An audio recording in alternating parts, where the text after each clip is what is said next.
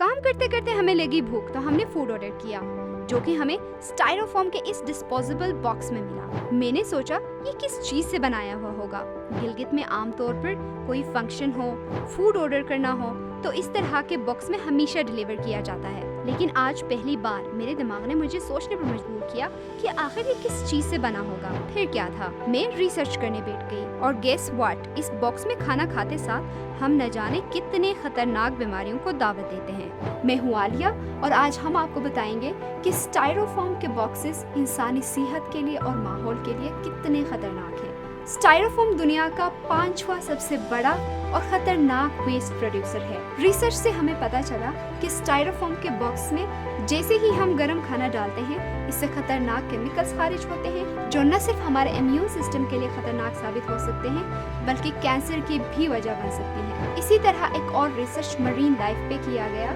जिससे ये बात सामने आई कि उनके अंदर भी स्टाइरोफोम के छोटे छोटे ज़र्रात मौजूद हैं और इस तरह से वो फूड चेन के जरिए दोबारा से हमारे खुराक में शामिल हो जाते हैं। ये न सिर्फ उनके लिए खतरनाक है बल्कि ये फूड चेन के थ्रू इकोसिस्टम के बाकी जानदारों के लिए भी खतरनाक साबित हो सकती है और इसी तरह इंसानी खुराक में भी शामिल हो जाती है। Environmental nano technology monitoring and management की 2021 में की गई रिसर्च से ये बात सामने आई कि स्टाइरोफोम के बॉक्सेस में खाना खाने से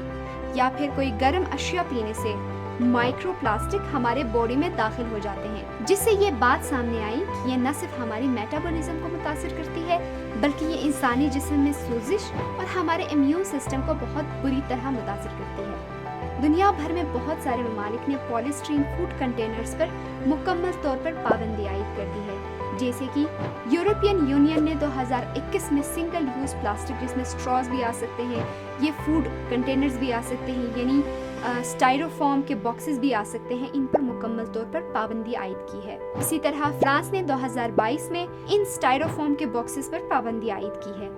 इन तमाम ममालिक में उन स्टार्टअप्स को बड़े बड़े ग्रांट्स दे रहे हैं जो रिसाइकलिंग पे कोई बिजनेस इस्टेब्लिश करना चाहते हैं या रिसाइकलिंग में कोई इनिशिएट लेना चाहते हैं। अगर हम बात करें पाकिस्तान की, तो पंजाब, सिंध और KPK के कुछ इलाकों में सिंगल यूज प्लास्टिक पे तो पाबंदी आयद कर दी गई है, लेकिन ऑन ग्राउंड वो प्रैक्टिस नहीं हो रही। स्टाइरोफोम बॉक्सेस की बात करें तो चाहे होटलों में पार्टीज हों या फिर कोई छोटे गैदरिंग्स हों, कहीं से हमें फूड ऑर्डर करनी हो, पाकिस्तान में इसकी एक बहुत बड़ी इंडस्ट्री है और इस पे पाबंदी के मुतालिक कोई इक़दामात नहीं उठाए गए हैं। गिलगित बल्तिस्तान में हम कहते तो हैं कि हम बहुत साफ शफाफ माहौल में रहते हैं। यहाँ का पानी, यहाँ की हवा और यहाँ का ग़िज़ा भी साफ है, लेकिन हम देखते हैं कि गिलगित बल्तिस्तान में कैंसर, हार्ट अटैक और ब्लड प्रेशर जैसी बीमारियाँ दिन ब दिन बढ़ती ही जा रही हैं। तो क्या इन बीमारियों की बढ़ने की वजूहात में एक वजह ये तो नहीं कि हम प्लास्टिक के बॉक्सेस में खाना खा रहे हैं और ये माइक्रोप्लास्टिक हमारे जिस्म में दाखिल हो रहे हैं?